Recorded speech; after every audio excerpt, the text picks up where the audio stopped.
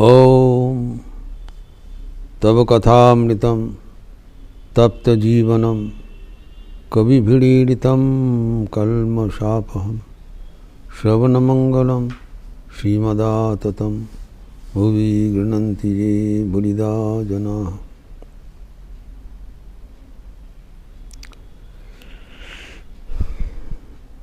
श्री रामकृष्ण भक्ति योग का गुणगान कर रहे हैं। कर्म योग, ज्ञान योग एवं भक्ति योग का तुलनामूलक विचार करते हुए अभी फाइनल वर्डिक्ट दे रहे हैं। कौन दे रहे हैं? श्री रामकृष्ण, जो कि तीनों योगों में पारदर्शी थे। खुद ही बताया, ज्ञान योग, कर्म योग एवं राज योग में ज्ञान योग, कर्म योग एवं भक्ति योग में पारदर्शिता लाभ करते हुए ईश्वर लाभ किए थे। It is he who can only tell a comparative analysis and which is best. एकमात्र भगवान ही बोल सकते हैं।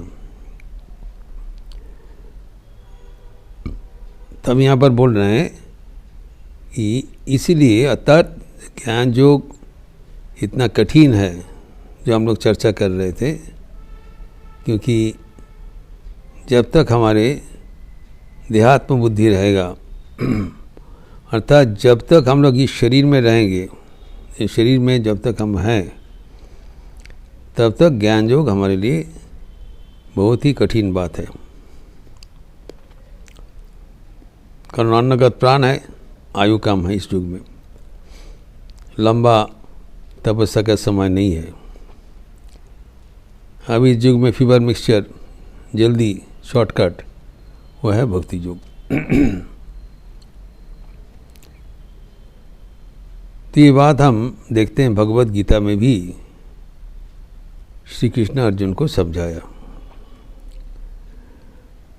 हम देखते हैं 11 अध्याय में विश्वरूप दर्शन योग में जब श्री कृष्ण भगवान का विराट रूप दर्शन किया,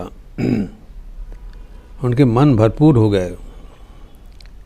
ये scene God in his cosmic form, विराट रूप, कितने विराट विशाल है सब देखकर पुनः भगवान अपना स्वरूप धारण किया और उनके सामने विराजमान है। गदगद हो गए। तब खुद ही श्री कृष्ण उनको बोल रहे हैं, देखो तुम जो ये दर्शन किए हैं ये बहुत ही दुर्लभ है, इस रेयर विशन, एवं ये दर्शन करने के लिए देवतागण, मुनि, ऋषिगण तपस्या करते रहते हैं, लेकिन दर्शन नहीं कर पाते। न वेदोई न तपसा न दाने न चिज्जया। तो वेद पाठ से, तपस करने से, दान करने से, याग करने से, किसी हालत से भी करने पर भी ये जैसे दर्शन होना संभव नहीं है। तो कैसे है? एकमात्र भक्ति से ही ये इस रूप दर्शन संभव है।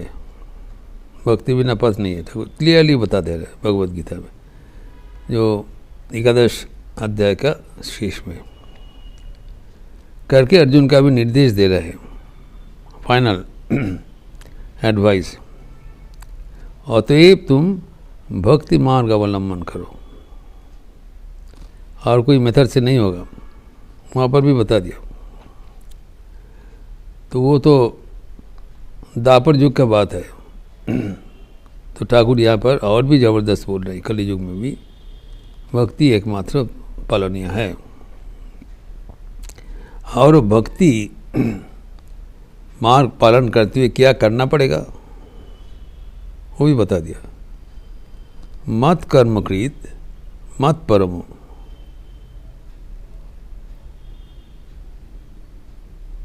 तो मत भक्त जो हमारे कर्म किया करो,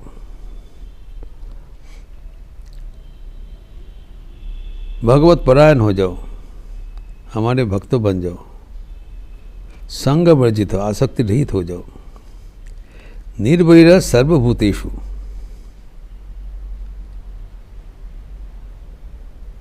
तो जस मामेति पांडव, जो व्यक्ति ऐसी है, ये 5 गुणावली जिसके भीतर है,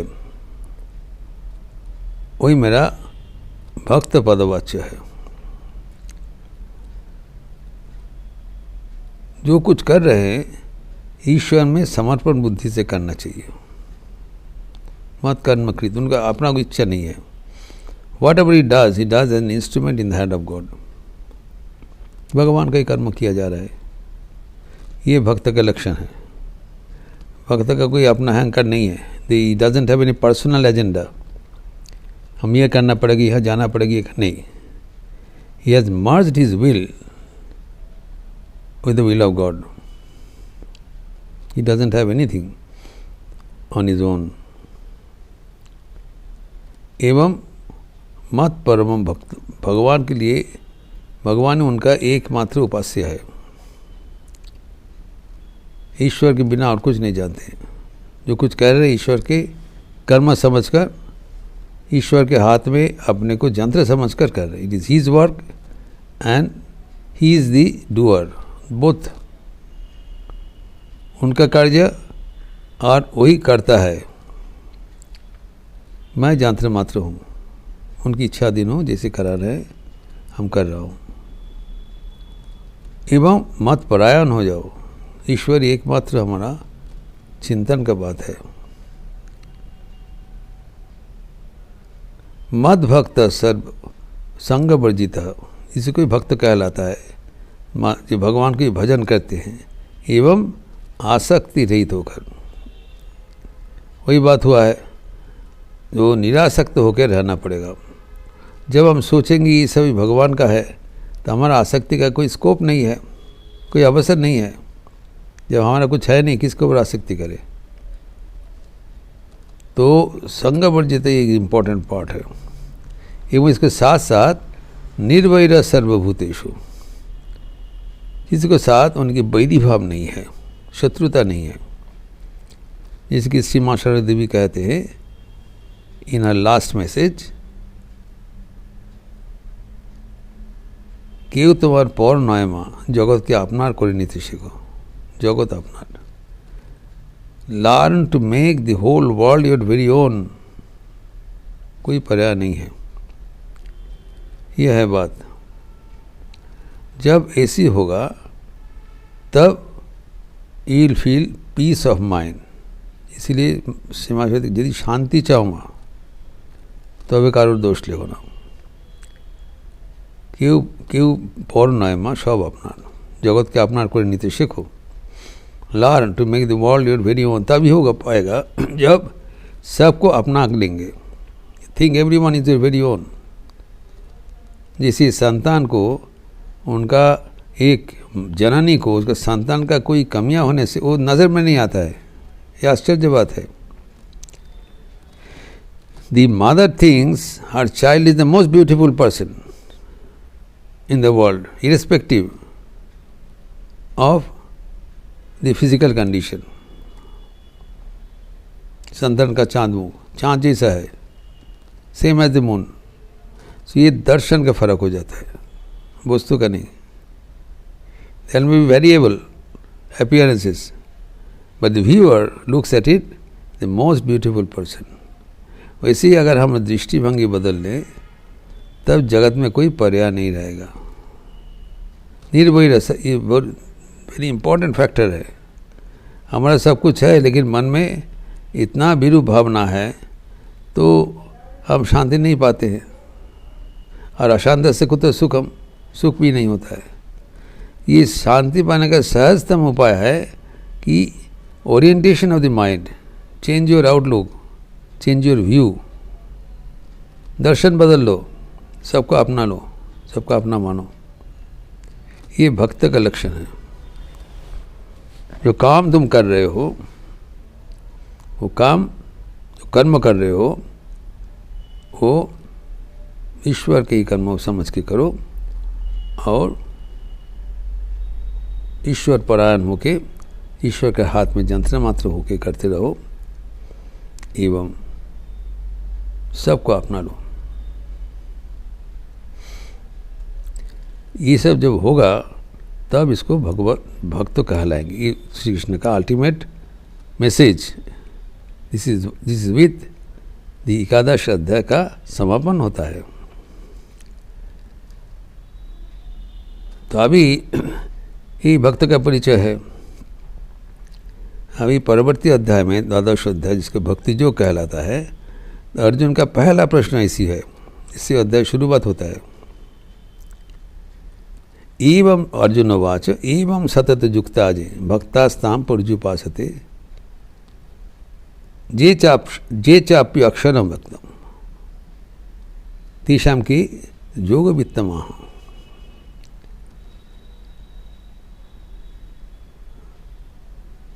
तो ये जो दो किस्म का अभी साधकों का बात अर्जुन बोल रहे हैं। कहते आप जैसे भक्ति का बात बोल रहे हैं, एवं जो सतत युक्ता जी, जो व्यक्ति ऐसे आपके साथ निरंतर युक्त है, भक्त का जीवन में होना चाहिए, वो पार्ट टाइम नहीं, इंटरमीडिएट नहीं, continuously he is in touch with God, भगवान के संग में बराबर वो रहा करते हैं। सतत युक्ता जी एवं भक्ता ताम पर्युपास, अच्छा करके आपको उपासना करते हैं, काय मनोवाक्य उपासना करते, कर्म करते, आपको चिंतन करते हैं, आपको नाम संकीर्तन करते हैं। तो वाणी से, शरीर से, मन से, सब ओर से भगवान को ही उपासना करते, आराधना करते हैं। एक क्लास हो गया। और ये चाप्य अक्षरम वक्त वक्त, जो अक्षर, जो निराकार ब्रह्म को उपासना करते हैं। और एक कैटेगरी है ज्ञान योगी। दोनों के भीतर तेषां के योग वित्तमः, दोनों के भीतर श्रेष्ठ कौन है? परिष्कार। ये ठीक है, आप जो भक्ति का बात बताया, भक्ति पाने से सब कुछ होगा, दर्शन नदी होगा। और ये जो आपको ये तो आपका निराकार रूप है, ये तो अलग कुछ नहीं है। ज्ञानी तो भगवान का ही भजन कर रहे हैं, लेकिन वो साकार रूप में भजन नहीं कर रहे, निराकार कूटस्थम अक्षरम, जो कोई विकल्प नहीं है, निराकार है। इसी तो दोनों में क्या फर्क है? तो श्री भगवान उपज तो कहते हैं कि मय्यार्पित मनोजे माम नित्य युक्त उपासते श्रद्धया परोपेत एक युक्ततमो मतः। जो व्यक्ति दोनों में मई अर्पित, जो मन हमें अर्पण किया है, जो हमें समर्पित चित्त है, एवं नित्य हमारे साथ युक्त होकर उपासना करते हैं। हिज एंटायर एक्टिविटीज़, एंटायर भक्त का जो डेफिनेशन देना है, जो नित्य हमसे उपासना करते हैं।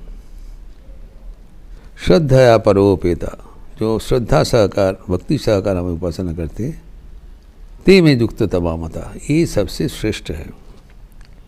युक्ततमा, सभी हमारा अपना है, सबको ही मैं प्यार करता हूँ, उन लोग भी मुझे प्यार करते हैं, लेकिन they are the best, most preferable, क्योंकि वो भगवान के साथ भक्ति के माध्यम से जुड़े हुए हैं।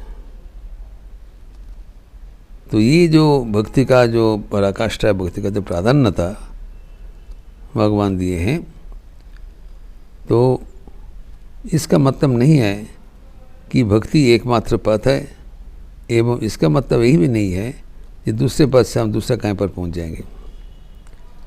इसका जो विस्तृत चर्चा, इसका जो फर्दर डिस्क्रिप्शन श्री ठाकुर ने प्रदान किया, एवं भगवद गीता में भी उसका पुष्टिकरण है, जिसका चर्चा हम अगले दिन करेंगे।